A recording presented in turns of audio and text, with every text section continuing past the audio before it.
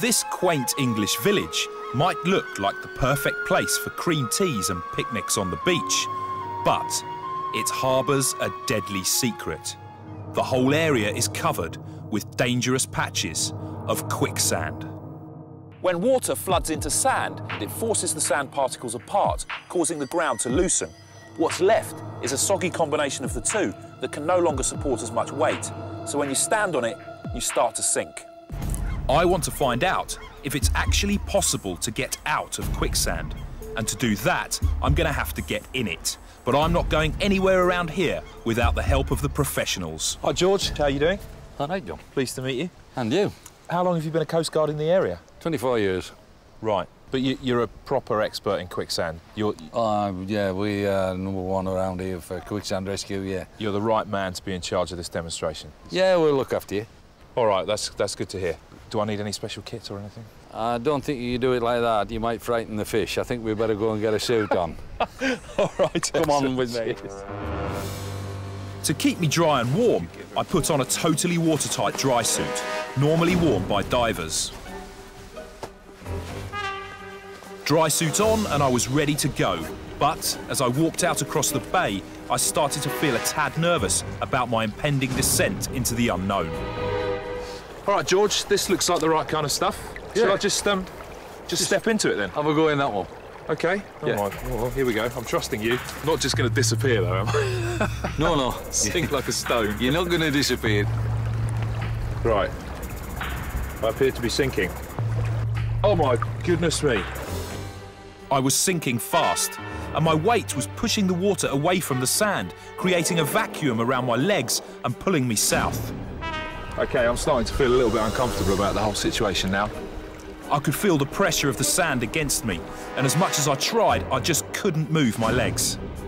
I'm going to stop going down, aren't I? Yeah. Before I knew it, I was in deep. It had only taken 8 minutes for me to sink down to my waist. Why aren't there signs around this specific area here saying, you know, danger, quicksand, don't walk here? Well, that'd work today. Tomorrow, all this won't be quicksand, it'll have moved. Right. And it moves day in, day out by the tidal movement. So what could I possibly do to get out of this situation if you weren't here, George? Because I feel completely helpless. Well, the first thing you're going to do in the real situation is shout and scream and go mad. But yeah. The book says sit down, lie down. And if you sit down or lie down, all you're doing is making your footprint bigger for your weight.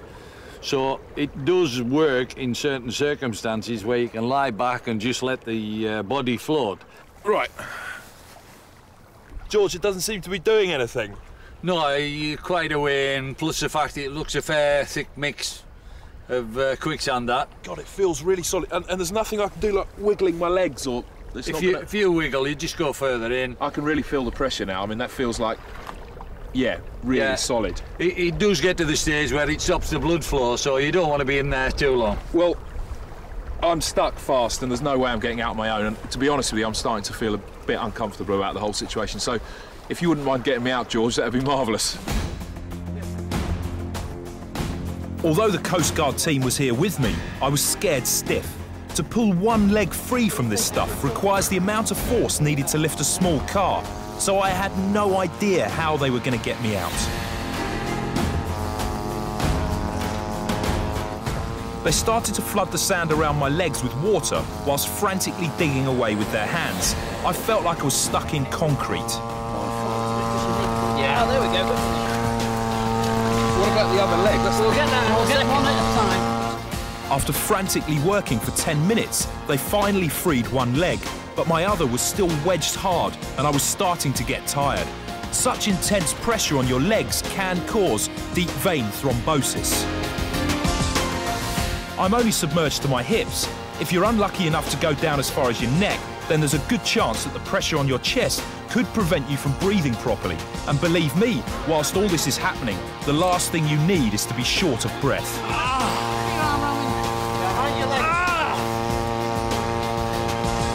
All right? Oh, cheers, boys. That is the most horrendous thing I've ever done in my life. So will you die if you get stuck in quicksand? If Tarzan isn't about and the Coast Guard's nowhere in sight, then I don't really fancy your chances. So tread carefully.